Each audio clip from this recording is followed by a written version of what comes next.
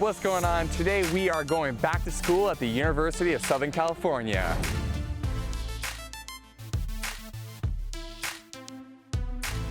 Okay, we're not doing that. We're not doing that. We're actually here at USC today to interview someone who is really one of the most interesting people in the field that we're talking about on the channel here.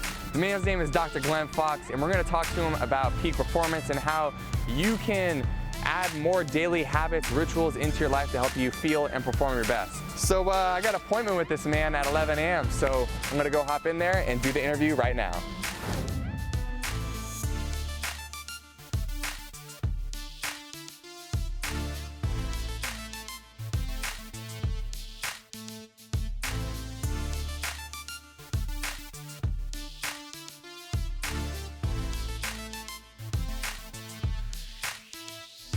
All right, Dr. Glenn Fox, thank you so much for joining me on the first ever interview. I'm honored, yeah. On the Brandon Epstein Show. And like I told you a little bit before we got into this, like the intention of the show is to highlight who I believe, because it's my show, the most interesting people are in this field of peak performance, sports psychology, optimal human performance. Mm-hmm. I've been a nerd about this for a long time, and I've done a good amount of research on you. I was like, this man right here, I got to get him to sit down. Okay. No pressure. No, of course. No, pressure is self-generated, so, but we can talk about that. Awesome. Well, first thing I want to start with is just like share a little bit about what you guys are doing here at the Peak Performance Science Institute and your role specifically, and I think it's a good launching off point. Yeah, perfect. So we're the USC Performance Science Institute, and we are dedicated to training the mind for high performance in any domain.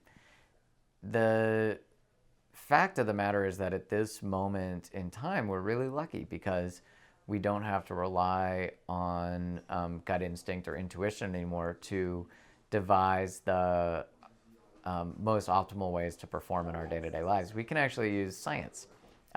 So we're really lucky in that regard because we can remove so many distractions from our approach to perform in everyday life. So performance is a universal requirement, and performance we define very broadly.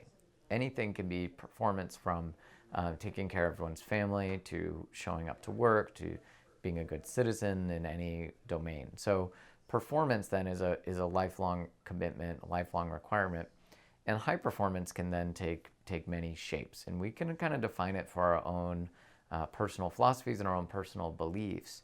But the key motive is that we use the best approaches, we use the best techniques, we use the science of gratitude, we use the science of resilience, we use the science of optimism.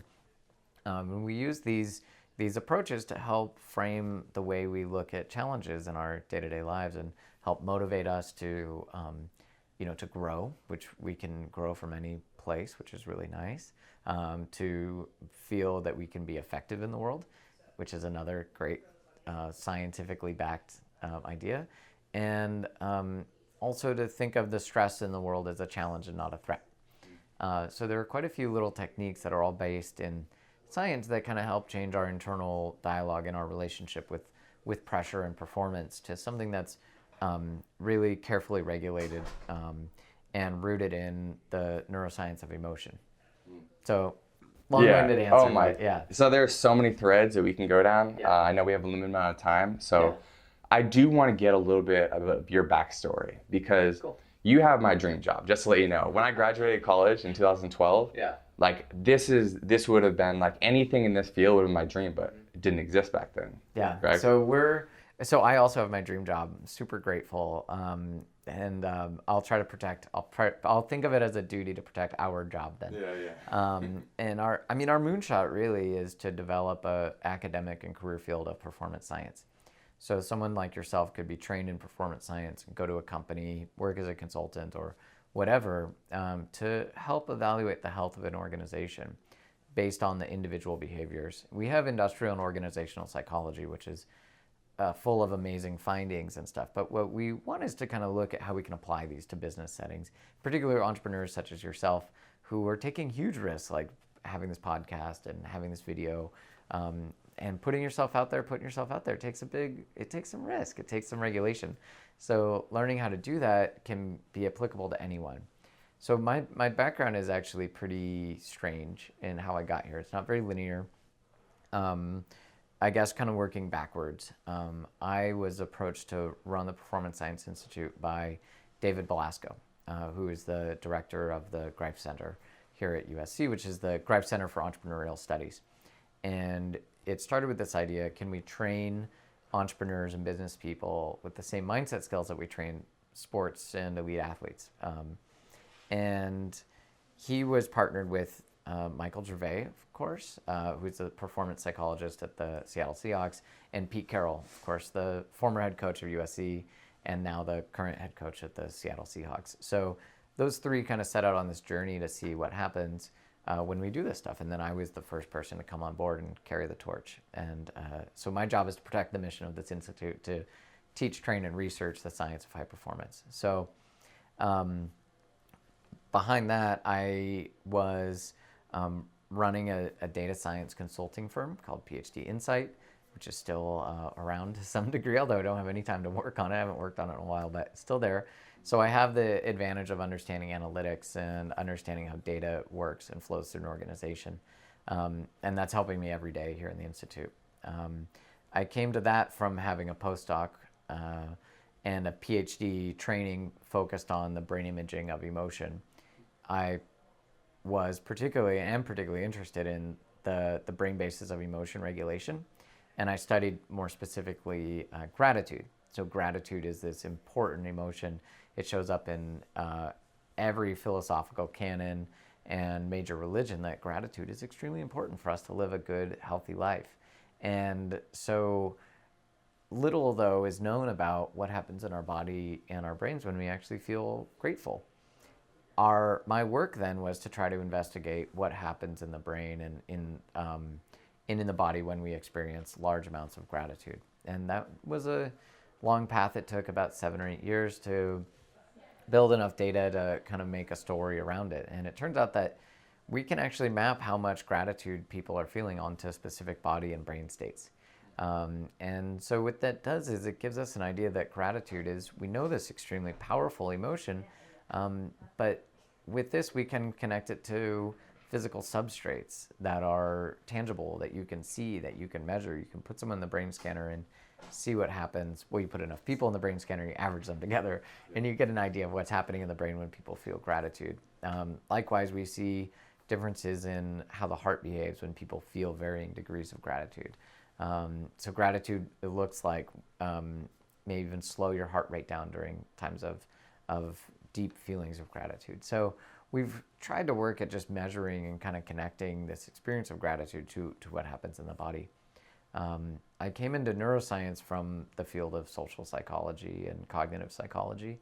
I went to undergrad at UC Santa Cruz and did research on memory and language, and got into brain imaging from there. So, and then before that, I thought I was going to be a mechanic and clinical psychologist. So I kind of took a rather circuitous route to get here, but I still may go be a mechanic, but I don't know at this point. So I love restoring old cars, and I've always been someone who chases curiosity. And, being a little kid raised in a rural town, but with a little bit of an art scene, was kind of an interesting upbringing. And so I was always interested in kind of learning and being really curious about how big I could go in any given domain. So I was in theater as a little kid, but then they filmed Back to the Future 3 in my hometown. So I auditioned and managed to get a speaking role in there. So it's a little 9-year-old. And then, I took some Taekwondo lessons, and I decided, I love this. So I ended up going through and getting a black belt and doing stuff. I mean, it was a little kid. It was not like a big thing, but I just know I always have a drive. If I do something, I just try to explore it at the limit. And, if it was there, it was like, if I'm in research, then I should do the fanciest, craziest research I can think of. And so, it's led to a really fun life so far of just if I get into something, I try to really get into it all the way. And that's kind of been a big framework for me about being really serious about challenges, but really joyful about the present moment that these challenges can encompass. And I've just been really lucky. I've had a really really grateful to be here. This office is fantastic. So there's a lot of fun stuff. And the Performance Science Institute is just the newest instantiation of something really big that I'm super excited about pursuing and building and helping people. Because I think at the end of the day, like, the mission of the Institute is really to serve people, to serve the needs of those who are probably doing pretty well in life but really want to accelerate. So much of psychology is focused on helping and remedying issues in mental illness that are so important and so pervasive, but little attention has been spent on how to take, like, people who tend to be doing pretty good but really want to go big. And so that's kind of our other half of the spectrum that we're trying to focus on. And people have tried this in psychology in the history of the field, so hopefully we can learn from what everybody else is doing and learn from all the fields, and learn from sports psychology and cognitive science and neuroscience, but also public policy and education and philosophy. So we're really multidisciplinary, and that's partly why we're in the business school too, because we really want to reach out into all these different fields and disciplines and really just help lift people, particularly in the domain of work. So long story there. Yeah. But I hope that gave you a backdrop, because I went backwards and then forward. So that was really good. I'll probably try to bother you another time and dig more into your story. But since I have you here, and I think this would be really useful for people who are listening to this, I'd like to know how you guys track and measure performance. Yeah. So there's quite a few ways you can do this. You can measure performance using people's physiology, using their response to stress, by measuring heart rate or skin conductance, and how people handle their body's response to a stressful situation like public speaking or something like that, where you can measure people's ability to regulate and relabel and reappraise the emotion that they have. And this will typically result in a lower stress response in the body. Or it's more complicated than that, because the relationship of stress in the body to the feeling state of stress is a whole other thing. But this is where we think it's so fun, is because we want to be involved in mapping these body states to the feeling states. So, but we can measure the body, we can measure changes, we can measure specific variables, and kind of track with what's happening in the environment and try to draw a little bit better models of how this relates to that, without falling into a lot of the traps of feeling like we need to show people a bunch of happy faces and hope that makes them happy or whatever. I think we want to study things that are more realistic, more ecologically valid. And so you can measure stress and chemicals and all sorts of things. So that's one way. The other way is also just to ask people how they're feeling, and track their ability to handle stress or their subjective experience of it. And you can track changes in personality and outlook as well. So there's quite a holistic way to do it. Eventually, we want to be connecting performance outcomes to differences in brain activity. We work with some pretty high-performing groups who are going through extreme training or challenges, and down the line we want to maybe scan their brain at the beginning of their training, follow them throughout, and then use their brain scan at the very beginning to actually predict what happens to them long-term. So there's lots of ways to challenge and train performance. The hardest thing is actually defining what high performance actually is. I think at this point, I think that's a definition left to our own individuals. I don't think there's a universal definition of high performance at this point. Peak performance and flow have a little bit better definition in terms of losing track of time, feeling the sense of abundance in the moment, and losing track of oneself in a task, are pretty well laid out as these kind of rare instances that can happen when we're fully engrossed in a task or a performance. But we're interested in performance more broadly, because to get to those moments, especially in high stress situations, requires an immense amount of training and the right feedback and the right framework and the right mindset and all those things. So we're interested in peak performance and flow in that one regard, but we're really interested in what leads to that. We're kind of hoping that's a byproduct that emerges out of one's own training. Does that make sense? Yeah, it makes complete sense. So definitely, you gave me a very scientific answer. And what I really want to pull out from you is, let's say someone comes to you and they're, let's say they're 19 years old and I do boxing. So like maybe like, hey, my ambition is to be the world champion. And I know I maybe have some years ahead of me of training before I can get to this point, but to be performing their best, are there specific rituals you recommend? Is there like a system? Thanks. Yeah, okay. Yeah. Habits, rituals. Like for me, for example, I have a spreadsheet that I track all these things in every day to track my performance. And I'm like, if I do these things, I know I'll probably perform better. So I try to do them. So cool. That okay, kind of yeah, construct. Absolutely, yeah. I always forget because I was like raised in a laboratory basically. Yeah, no. So I always forget. I know I love that side of it too. So I'm really happy we got perfect. that. So maybe to put a bow on what I said earlier is like it's cool because we can quantify these things in really interesting ways. Secondly, okay, what are the best habits? So we have kind of a flow chart of how we think about performance and how we think about what you need. So the first thing you want to do is set a baseline. Like think of your life as a laboratory, right? And so each of these little tools and techniques is a little lever that you can pull and run an experiment on yourself and hopefully keep track and be very mindful of what happens as a result. So the first thing you want to do is like, if you're going to be a boxer that's training for it, you kind of need to know where you are. And you need to have an honest look about your performance and what your hiccups and what your friction points are.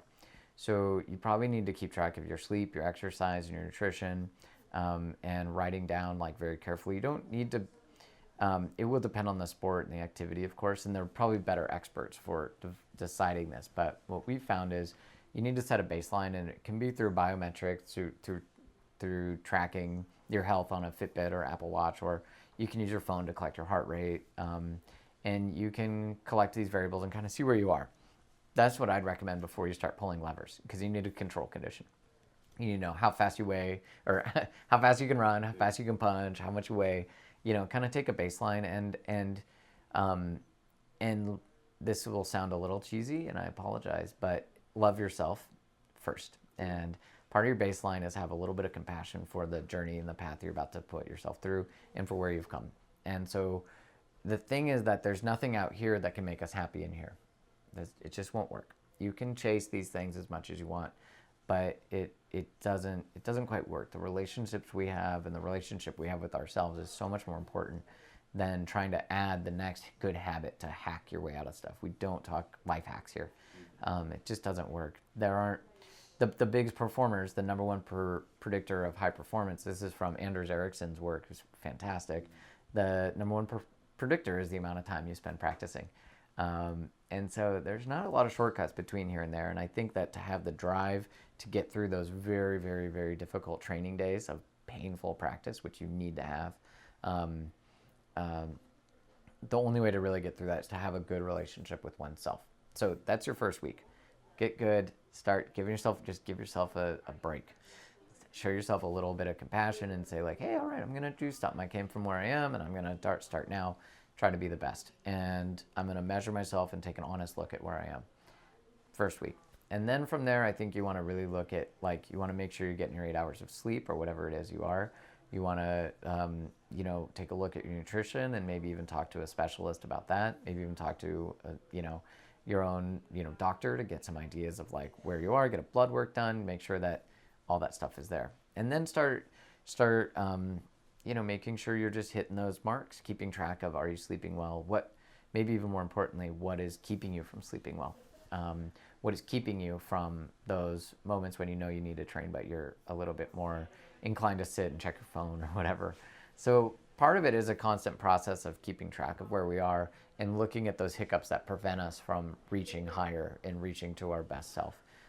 Most of those things are going to be emotional and mindset based. They're going to be distractions from social pressures. They can be distractions from social comparisons and things like that we have to learn to let go of. So a lot of the battle is really about telling a different story in yourself, about having a clear personal philosophy that you're going to enact. And then through that, your better habits and better techniques will follow. So the motivation is really the key thing. And that's why we say, like, start with self-compassion, start with self-measurement. And from there, you'll be able to start to tell a story of, like, I'm going to grow from wherever I am. I'm going to be effective in what I do. And so these things like locus of control, like believing that you're effective, is huge for people. Having an idea of this growth mindset from Carol Dweck. of saying like, I may be where I am now, but I can change and grow, and stress will improve my ability, and I'm going to stay curious about the problems that I face. Having these mindsets will change the way you approach these habits. Being like, if you don't sleep well, if you have a bad day, right? You have a bad day, you don't sleep well, you maybe have an argument, you don't train very well, you're just going through the motions and you're just throwing punches and you're not really paying attention to your coach. These things are just going to happen, but knowing that that's not who you are, if you're telling the story that I'm going to grow from this, I can be effective if I take my practice more seriously, your next routine will probably be a little bit better. So you kind of have to back your way into high performance a lot of way. There's no quick and easy hack. The next and difficult thing from Anders Ericsson's research is the importance of having a good coach and a good mentor. So if you want to become a good boxer, you need to have a very good boxing coach. You need to have somebody that you can listen to critique from, and you're going to take his or her advice very carefully, and that their advice is going to be good and tailored to you and will help go there. So his advice for picking a good coach involves like making sure that that person has seen the elite levels. So I wouldn't be a very good boxing coach. I'd be like, try to hit the other person. Get him in the face. Yeah, Get like, him in the face. yeah, maybe a body shot too. I've heard that's good, Yeah. you know, like, so I could tell you like, run around, try to avoid being hit. Like, okay, you know, so you have a bad coach, it can be a major setback. So there aren't really huge shortcuts. That's really interesting you Yeah, said that. yeah. If you have a bad coach, it could be a major setback. Oh, huge. Yeah, because how are you going to know if your person that's leading you has only seen, you know, 50% of what it takes? I mean, that coach can grow too, right? Coaches grow, coaches learn, coaches get better, but their coaches need to be better. So if you have a coach that you're like, look, you know, he or she is not quite there, but I can tell that they're taking this seriously, they're growing, they're learning, and they know when to pitch me up to the next level, that you can work with. But if you have a coach that's arrogant enough to believe that they have the whole story but don't, and insist that like this is the only way, that will set you back. It has to. It has to. It can't. I mean, the science is quite clear that the coach matters very much. So if you're someone who doesn't have access to an elite coach right now, which, I mean, we live in LA, so it's pretty cool. Like, we're pretty spoiled. We get like world class everything here. It is really like if you work hard enough, you can get in the right circles. Yeah. Someone's living in like, you know, small town, Wisconsin. Sorry, Wisconsin. But like, you're just like, there's no one who's like world class at my level. Like here in 2018, do you think there's anything someone can do in regards to like creating their own virtual mentors through reading, watching YouTube videos, watching talks, like things of that sort? Sure. So I grew up in a really small town that didn't have elite coaches, and I was into soccer as a kid. And so finding soccer coaches in the 90s in small town America wasn't super easy, but we had good enough coaches that I could see what the next level looked like.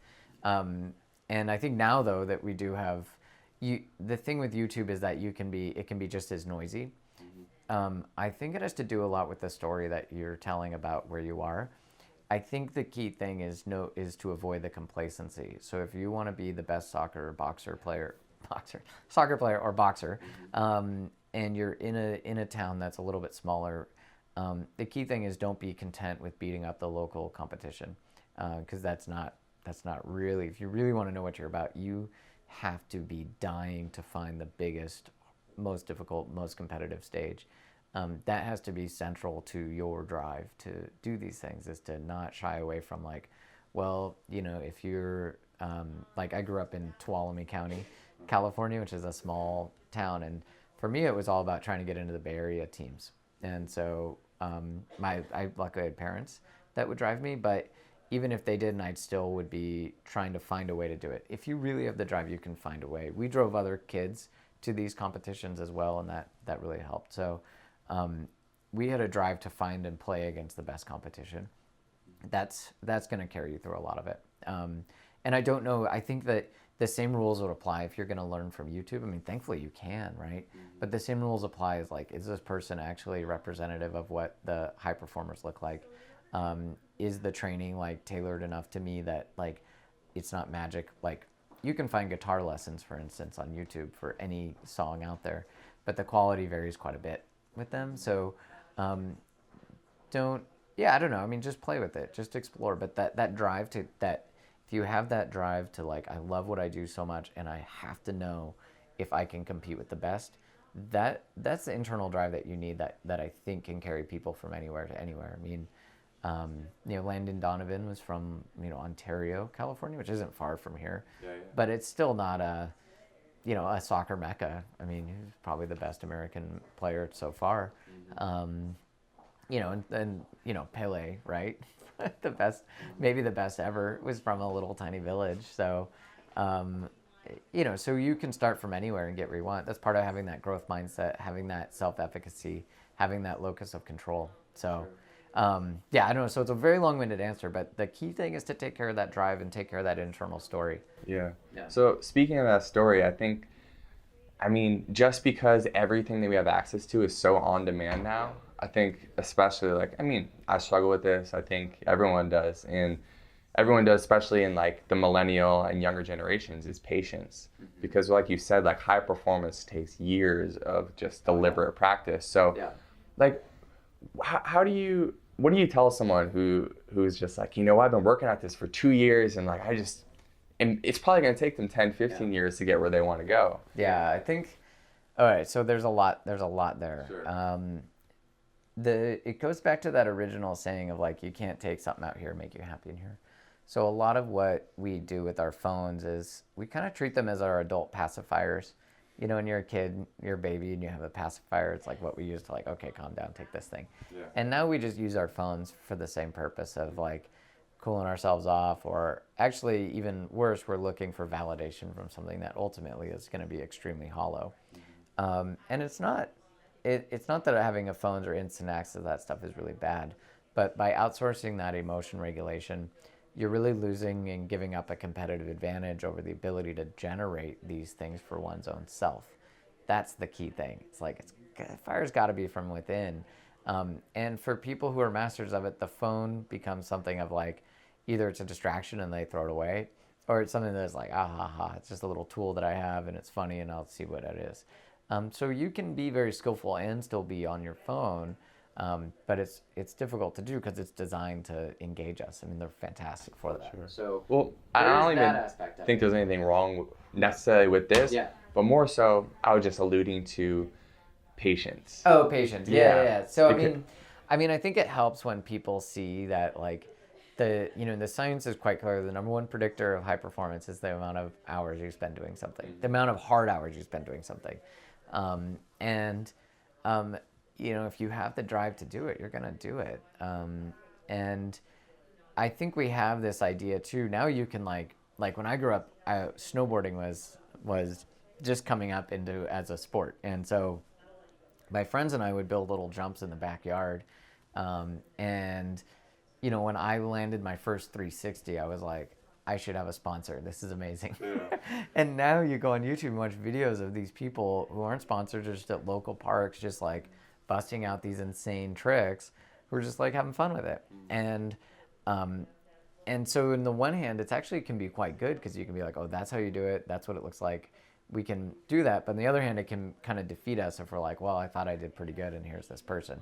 You have to take all these things into context to know that there is no magic formula. So if you're seeing someone who's good at this thing, they may have had great experience in other sports that have put in the time to give them the ability, even if they look like they're learning something very quickly, they probably have some combination of experience that has primed them to learn these things rapidly.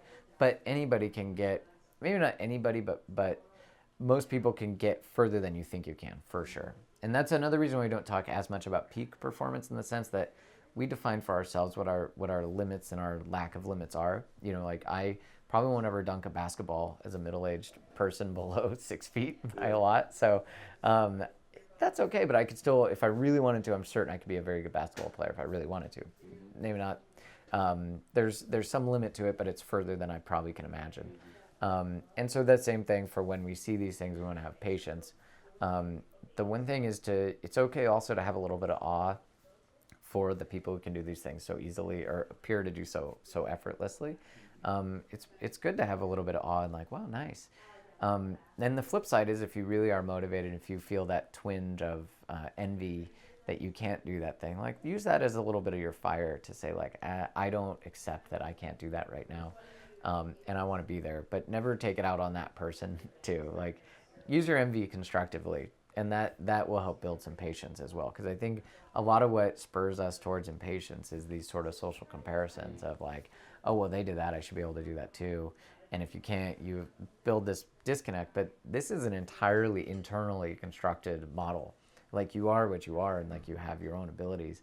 Telling yourself that like they can do it, so should I, it's like, that's just making stuff up. There's nothing accurate in that. Learning to be honest with yourself and to be like, well, I bet I can get closer than I am now. And then you'll surprise yourself, you know, if you can go for it. And then if you get really good, your job is to help other people get good too. Mm-hmm. That's beautiful. The best thing. Yeah. I want to respect your time. So can I just ask you one last question? Yeah, for sure. I know this institute is super young. Have you guys had any interesting case studies that you worked with, consulting with either entrepreneurs, athletes, someone who you think who's practiced a lot of the stuff that you guys teach here, you think would be interesting to share with us? Yeah, we're really lucky that we've had people who've come in and shared their stories and their experience. So broadly, don't worry, I'll get to your question. Broadly, one of the things you have to know about the people who perform at the highest level, from what I can tell, my very limited experience so far, is that they still struggle with the same things we struggle with. They still struggle with self-doubt. It's part of the process. They still struggle with getting out of bed and working hard. We saw an interview with Kevin Durant, who I obviously don't know, but I was just watching him talk. And he said the same things, like, yeah, sometimes it's hard to get out of bed and work. And so that struggle is going to carry with you. It's just a matter of how you respond to it. So that's one thing we've learned. The next is that, so we have one person, actually my next meeting, the reason I have to bounce so early, and I apologize, is with a person who's planning to row solo a boat from Japan to San Francisco. Her name's Leah Ditton, and she's a spectacular person with immense willpower. She'd be great for your podcast, actually, in your interview. She's very articulate, and she's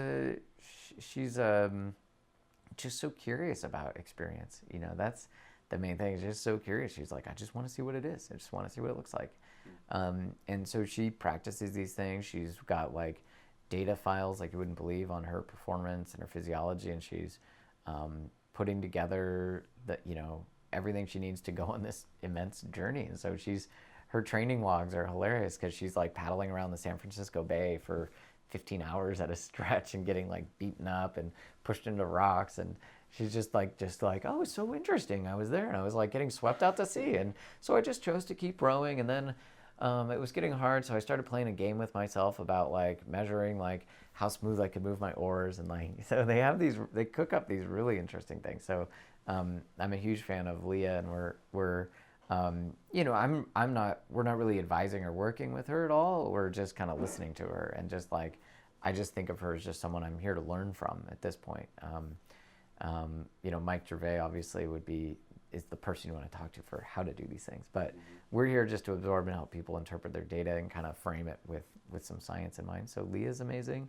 And then we're at USC, so we're lucky. We have these athletes who are Division I level athletes who are practicing all these things. Like they all say like, it's my mind that's holding me back more than anything, and like my desire, my drive, that's the key element. So we have athletes from the track team, the soccer team, the women's soccer team, lacrosse. We have all kinds of athletes. We have baseball. I mean, it's really fun. And we do a little bit with some of the coaching staffs of some of these teams too. And I just listen. I just be like, they'll talk about something and I'll go, hey, you know what's funny? There's an article about that, and it shows that this is the way to do that. And they're like, oh yeah, I've been doing that for years. I don't know why you need science for that. So, so that's kind of how we've been working. It's been really fun. But Leah's someone I want everybody out there to check out, because she definitely needs the world's support. Cause she's going on this solo row, and it's Leah Ditton, Ditton, and Leah Lia. Yeah, we'll link her up there. Yeah, she'd be really fun. I can connect you to her too. So we're just lucky. We get to take top to bottom and learn left to right from all these stories of high performance, and our job is to just help people, put this stuff in their lives. Yeah. Is the intention to long term to create a framework for people? Yeah. Yes. I think so. I think the framework that we want to develop is going to be partly based on the great work that other people have done in the field that's applied to daily life. And then part of it will come from our own research and development that's taking place in the next year or so. So eventually we will have sorry, one of my students walked by. Eventually we will have, our own, intellectual, developed ideas of how to help people. But ideally we want to be kind of tool makers. We want to be kind of agnostic about how people do this, but more just measuring their ability and helping people keep track of the things. So we kind of want to be the people there that are helping them filter, because there's so much advice out there on high performance, and much of it is just made up on the fly. I've tried not to do too much of that here today, but a lot of it is just kind of made up out of anecdote and intuition, and that can be quite useful. That can be fine, but if we had one place, it's as a filter of this information. If we have one mission, it's really to help people filter this stuff so that only the best stuff comes through to apply to their lives. So some of it will be our own, sending our own stuff through our own filter, and a lot of it will be spent looking at how other people's content can filter through to help people. Awesome. Well, I think this is a great place to kind of wind things down, because you can tell people where can they look into more of this filtered information. You said you have a podcast. Yes. Thank you. Yeah. Thanks so much, Brandon. You're a really adept host. And I know this is your first episode, but I hope it's the first of hundreds, thousands of episodes.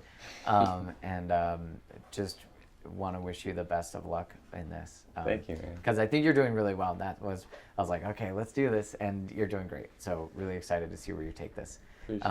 And so, okay, I had to say that on tape, so hopefully it can be useful for you. So the way to follow us is on Twitter is at USCPSI. And on Instagram, we're USC Performance Science. Facebook, also USC Performance Science. And our podcast, you may have predicted, is the USC Performance Science Podcast. We can find us on iTunes. And I think we're on the Google Play Store soon. Everything is super fresh, so give us a look. And then also, your listeners can email us with specific questions about performance. If they want us to cover something in a podcast, we're happy to do it, happy to throw out some advice, some bespoke advice. You're just going to get emails from me every week and be like, hey, yeah, totally. Glenn, hey, do it. I'm really interested in this thing. We guys talk about it. Well, we have to serve people. That's our goal. So if we're kind of just making stuff up as we go with what kind of articles we cover. We talk a lot about sleep and habit and visualization and stuff like that. But in particular, sometimes it's really good to have people who need us to debunk a claim, which is a lot of fun.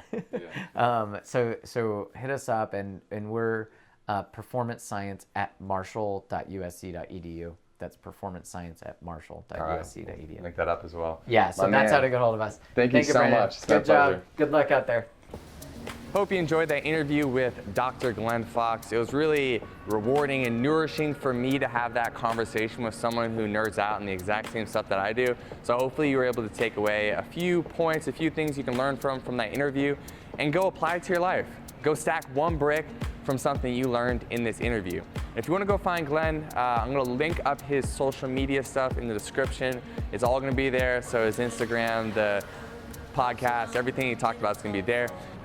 And if you have any questions, Dr. Glenn Fox just said you can email him with any questions you have. So I guess I'll just put that info in the description as well.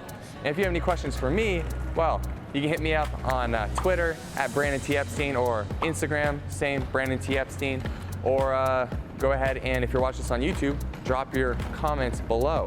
And you, as a listener, as a viewer, please, if you have not already, subscribe to this channel or subscribe to this podcast. If you're listening to the podcast, I appreciate you so much, and I'll see you in the next episode of The Brandon Epstein Show.